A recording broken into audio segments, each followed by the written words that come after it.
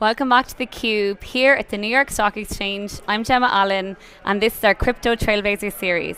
Today we're marking 10 years of Ethereum and crypto as an industry which has gone from code to whiteboards to strategy decks to coffee shop payments. Joining me now is Travis McGhee, Managing Director and Global Head of Capital Markets at Crypto.com. Welcome, Travis. Hi, Gemma. Thanks for having me. Absolutely. So, Travis, this is an industry that's been on quite the journey in what feels like a long and very short space of time. Tell me, how do you think about, the evolution of the industry?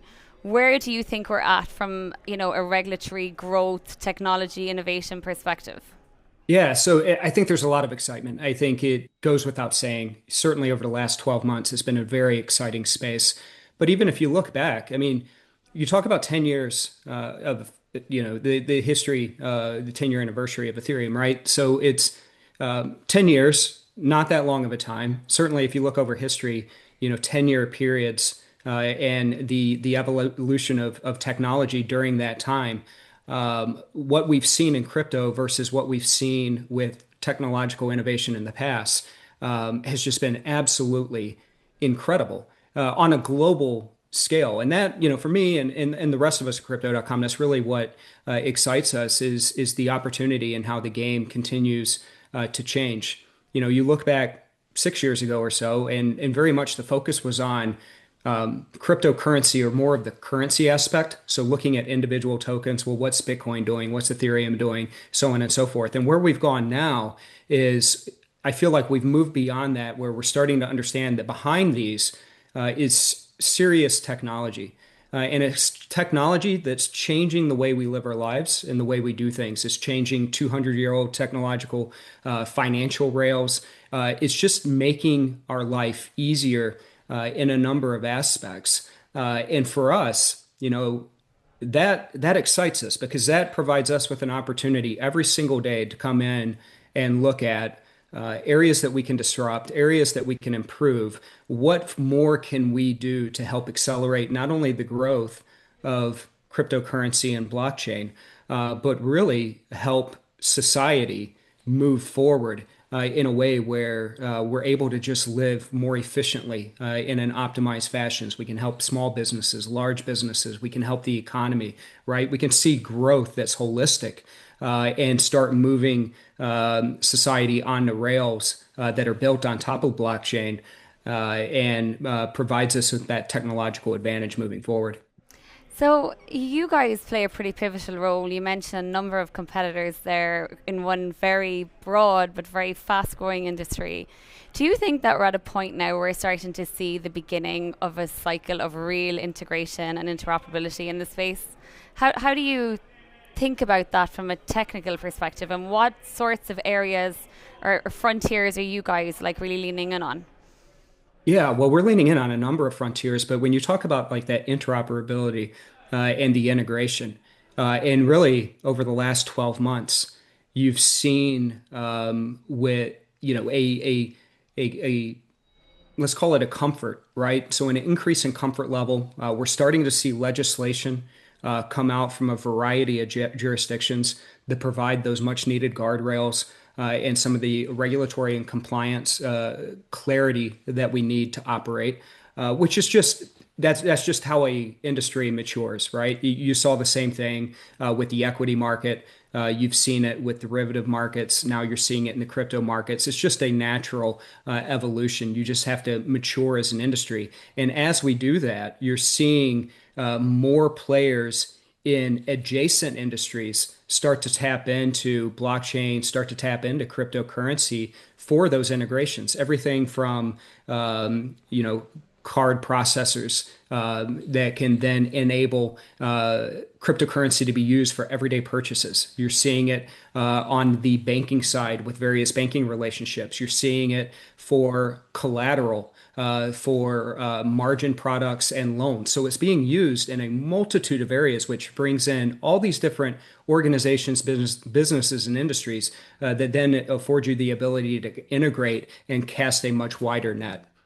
We talked a little bit before we came on air about the Visa card, right? You guys were very innovative and very fast and futuristically thinking when you launched that. And some of the data around how it's being used, like for groceries, coffee shops, again, quite an interesting story, right? And it tells a story about an industry that has become mainstream very fast. You know, Well, tell me a little bit yeah, about that. yeah, no, you're exactly right. You know, again, there's so much of what we do. And again, I say that as a player in the crypto industry. But I also say that as someone who spent quite a bit of time in traditional finance and the financial industry. I mean, there's so much of what we do that is built on trust. And the more a industry starts to garner the trust of other players in adjacent industries and larger players. So take, you had mentioned Visa as an example. Once you start to develop that level of trust, where the partner is trusting you to provide and live up to your end of the bargain, what it is that you have in the rails that you're operating on, and then vice versa, there's trust going the other way. Those relationships start to happen. And Visa is a great example of that, where you've got a mature industry, again, going back to Ethereum, 10 years now, Bitcoin, some of the OG blockchains. But now you have a lot of new ones popping into the space as well. But you've got an industry now that has established itself as here to stay. And through partnerships with Visa and others, those integrations are really what's going to help drive the industry forward, because it's going to create this growth effect through ubiquity, right? Where more and more people, without even knowing it, are going to be able to use a Visa card to go in and make an everyday purchase for a cup of coffee without even knowing that blockchain is operating behind the scenes. That's ultimately where we want to get to, and that's where we're quickly starting to make those strides as an industry. And I think trust is technically led, but it's also emotive, right? Like it's something that people need to gain over time. But there's a sense that when it comes to innovation and regulation, that these two worlds stifle the other.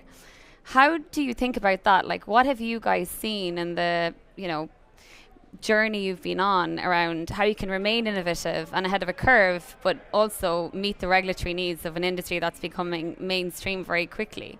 So yeah, you really, it's incumbent upon any industry, crypto being no different, to innovate, but simultaneously innovate while working with regulators. You have to develop that relationship, because again, it's not just trust at the end of the day with the end user, but you also have to build that trust with the regulatory bodies. You have to, and as a byproduct of that, once you have that trust, you can continue to build trust with other large stakeholders within adjacent industries. So it's a balance. You can't air, you don't want to find yourself moving to one extreme or the other. You really have got to try and balance those together, and it's something I think we've done exceptionally well at Crypto.com.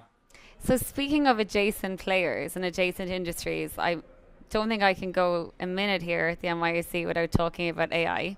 It's the hot word in everyone's lips. But tell me, what are you seeing from an innovation perspective in terms of how AI and crypto are converging? If you have any interesting use cases or examples you could share with the audience.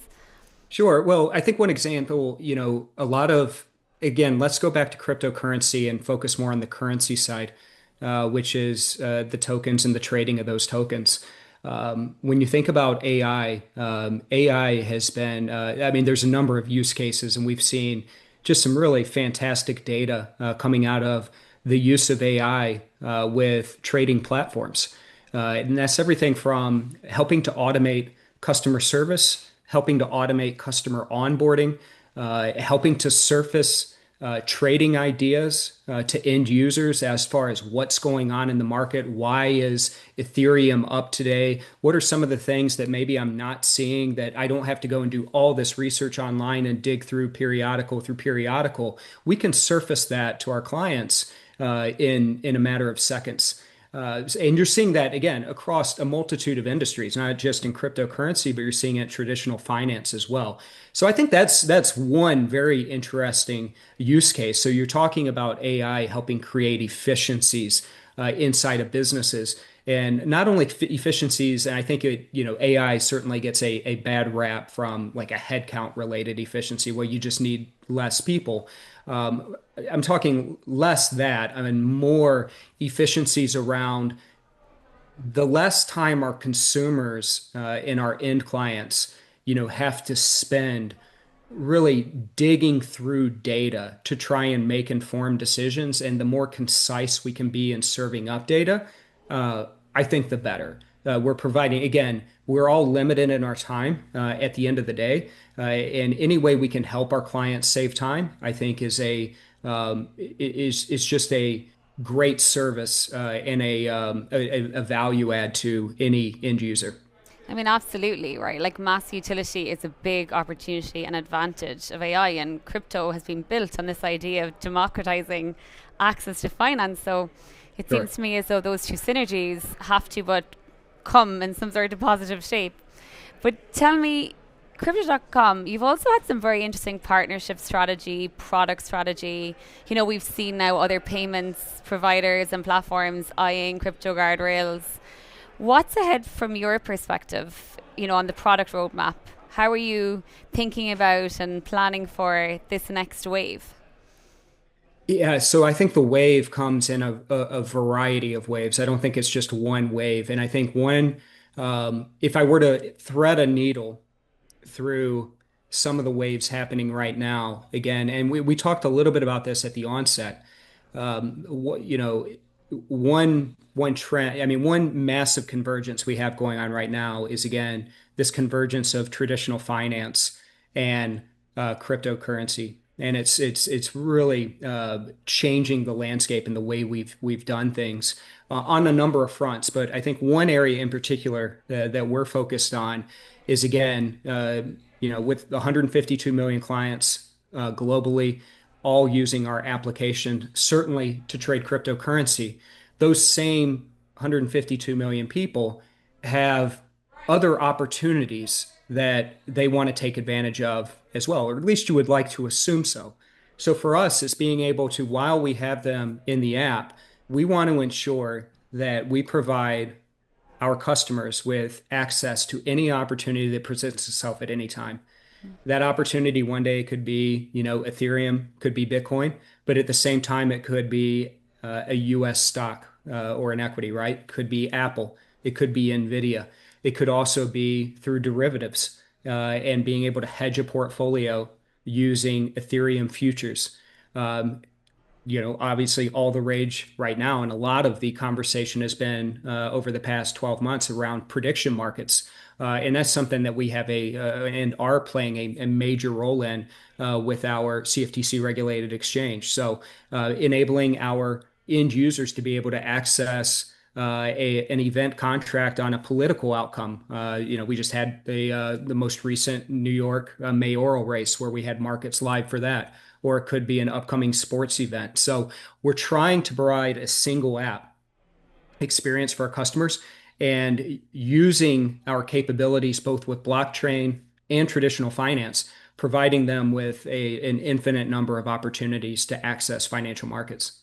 So, while we're talking about sports events and large scale audience engagement and getting them in the app, it seems to me, as an outside observer, Crypto.com has been very strong in the visibility game, right? You guys have really invested in the marketing spend and reach. How do you measure like the ROI on that, and how do you think about it too as this audience grows and expands? Sure. Well, certainly there are very detailed and granular marketing metrics that we use as far as net promoter score, so on and so forth. I tend to use just a general litmus test, and one that's easy for me is if my 12-year-old son and his friends in just general conversation, if our name comes up in conversation, then you've done a pretty good job. of getting your name out there and creating some general awareness around the brand. And that's definitely been the case. And I think we've been very successful in being very early on in some very key strategic partnerships that's helped us in a number of ways. And they're partnerships where it's not just simply spending money to put your name on something, but it's true partnerships and where they're helping us as well, making sure that we're engaging, making sure that we're activating, making sure that we're really uniting all of our efforts and bringing a full experience onto the customer. So listen, I mean, I think it's really exciting. I think it's really impressive what we've been able to accomplish in a very short amount of time. I think generally speaking, we've only scratched the surface, though. I think we have a lot more that's coming down the pipe here that is going to be really exciting and hopefully makes a really big splash. Certainly, and we'll be watching closely. So before we go, Travis, tell me, we're all predicting what's ahead for Ethereum and the world of crypto here today. What's ahead for crypto.com? What's the plan for the next 12 months? What's exciting you guys? And close us out with what's going down. Yeah, that's great. Well, it's funny you say predict. I mean, we should create a prediction market on it on our exchange because that, in a lot of ways, that's a really big focus for us is to make sure that we are the player in not only the crypto space, but as well as the prediction market space, in using the technology that we have, the best in class technology in all of our relationships and partnerships to continue to bring really sound products, both on the crypto side as well as the traditional finance and prediction side to our customers. So we're going to continue to lean really heavy into that. And like I said, over the next couple weeks, months ahead, we're going to have some really exciting announcements. Well, Travis, we hope to have you here at the NYSE at some point, live in our studio. In the meantime, I wish you guys all the best. Thanks so much for joining. Thanks, Gemma. It's always good to see you. Thank you. I'm Gemma Allen here at the New York Stock Exchange reporting on Crypto Trailblazers. This is the day we're marking 10 years of Ethereum. Thanks so much for watching.